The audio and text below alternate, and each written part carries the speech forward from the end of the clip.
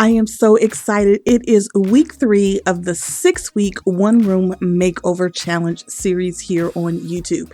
So in this series, I am going to do a set of 6 videos where I show you how I make over my powder room on a $300 budget.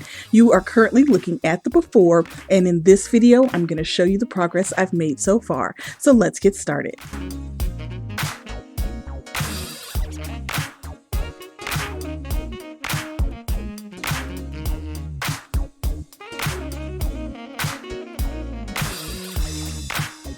All right, so the first thing we're doing is kind of like removing the racks and all the hardware so that we can fully expose the walls so that it will make our painting job that much easier. Now, these metal racks come out really easy, but we're not going to take the anchors out of the wall. We're just going to remove the actual shelf part so that we can paint. Okay, so now we're going to start removing all of those accessories and racks from the wall.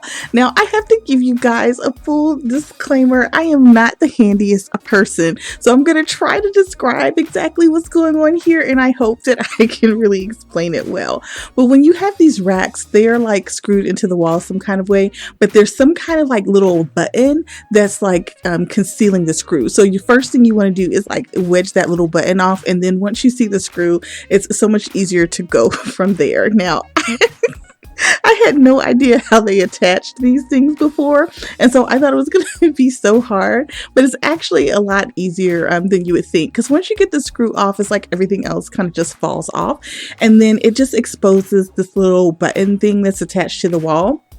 Now, it looks like that was kind of painted on, so he just used this like little knife thingy. I don't know, it looks like a spatula, so we're just going to call it a spatula. So he just like wedged it off the wall with a spatula, and then there's this sort of anchor there that we're going to leave and just paint around it. Now, it's a little bit easier to see what he did when you're looking at like the toilet bowl rack. So you can see there's a little button there, and he just is going to wedge it off with the spatula and then unscrew it. It's easy peasy. Now, I'm probably like the only person who didn't know how to take these things off, so hopefully you found this helpful. If you didn't know, and if you already knew how to remove these racks, good for you. You're like miles ahead of me when it comes to this type of stuff. So now let's talk about taking down the mirror. The first thing you need to do is to wrap it in either some sort of heavy tape, or in my case, I'm using packing shrink wrap, and this is just going to protect you in case you have an accident with the glass.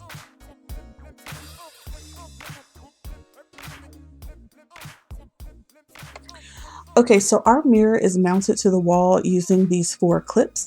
Now the bottom 2 clips are kind of the anchor, and they'll hold the mirror in place, and the top 2 clips keep it from moving.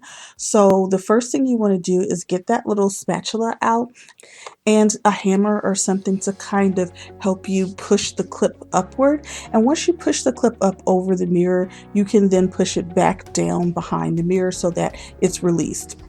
Then you want to move over to the other side and quickly repeat this process.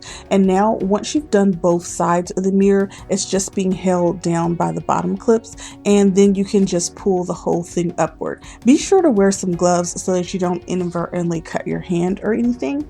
And this process is really easy, but it really is a 2-man job. So at this point, I kind of got to drop the camera because now I have to help my husband get the mirror out of the bathroom. So once the mirror's out, we just need to unscrew the clips that anchor the mirror to the wall, and then we've got to put a little bit of that putty to fill the holes, and then we are ready to start painting. Okay, so we're not ready to start painting. My husband is like doing the most and taking his job so seriously. So now he is actually going to remove the covers for the outlets and for the light switch, just so that we can paint behind it and not have to worry about getting paint on it. So we're doing that too. Okay, so once we've removed all the electrical plates and stuff and covered that, we're going to go ahead and start covering the trim with this Scotch painter's tape because we don't want to get this gray paint all over the trim. So now it's time to talk about my choice of paint color. Let me tell you, I have looked all over the place trying to find a nice neutral gray shade of paint. Now, I know the 2021 paint colors of the year have just come out and everybody's going back to neutrals and beiges and taupes, but I have lived my entire life with tan walls and I want to go gray. I don't care if it's going out. I just want something different than what I have spent my entire life having.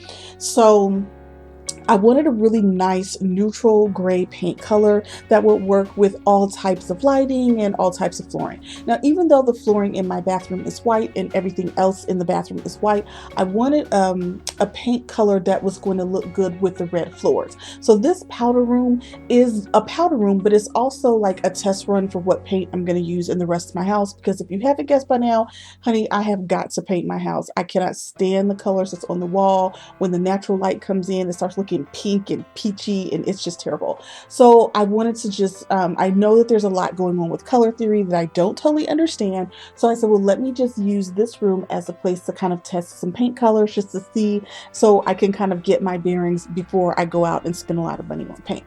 So I did a lot of research and I found a couple of colors from Sherwin Williams that I thought would be a really great fit for my home. And these are like some of those like neutral paint colors, like neutral grays that everybody can agree on that you can use in any room. Like that's kind of stuff I was looking for, because I didn't want to, go with this specialty color that just wasn't going to work. Well, honey, let me tell you, I had like a list of 5 colors and I took myself to Home Depot. Why did I take myself to Home Depot? Home Depot does not sell Sherwin Williams paint, and I did not know that. And so now I'm in Home Depot. I got my Home Depot card out. I got my paint brushes, and I'm like trying to find the right paint sample. And I'm just going to go for those little squares and pick one of these colors. And yeah, didn't work out. So I had to go from my list, and I just went with Mindful Gray. I was like, I'm just going to do it. I'm going to do Mindful Gray in this bathroom and hope to God that it looks okay. So I went to the counter at Home Depot and asked them if they could mix me the shade Mindful Gray, even though it's made by Sherwin Williams and they sell there. And the guy said, yes, he could do it. So I got this paint that's supposed to be Mindful Gray. So I have to tell you, I will never do that again. Only because it's such a small area, I knew I could get away with painting it. But let me tell you, Mindful Gray, I did not like it. I put a little bit in my living room, and yeah, I do not like it with the natural light that comes in my living room. So I can tell you right now, I am not ready to tackle paint around the rest of the house. But when it comes to this bathroom, I do think I selected a pretty good color. I just want to show you guys a little bit of clips of how the paint is looking in this bathroom. Okay, so the last thing I want to talk to you guys about is my linen closet. Now, my goal was just to paint this linen closet, put some nice little baskets or something in there for my linens, and then just be done with the whole thing. But I should have left well enough alone. Why did I even take this on as a side project? I should have just left that door closed and just not said anything about it, America. I should have just left it alone. But anyway, oh my God, the linen closet is so tight in there. So at first I thought I was going to be able to get in the closet and just stand in there and paint like you would think you could do in a closet. But once I get in the closet, like I barely have any room to move my arms. It's like being in a coffin. Like if I was claustrophobic, the linen closet would just have sent me over the edge. So that did not work out.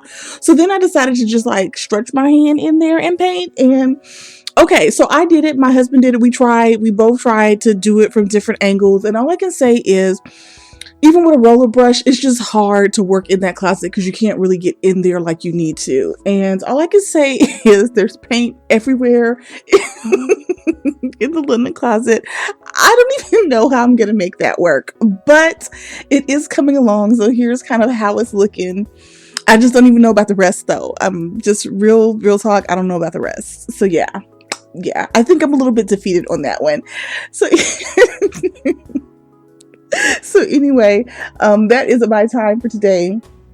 I'm Danielle, the domestic scientist. I am struggling to do a $300 makeover on my bathroom over the next 6 weeks. And next week, I should be showing you guys a DIY or upcycle. Now, your guess is as good as mine what that's going to look like, because I really don't even know right now. But I'm going to do something. I'm going to follow the rules. I'm going to do something. We'll see how that goes.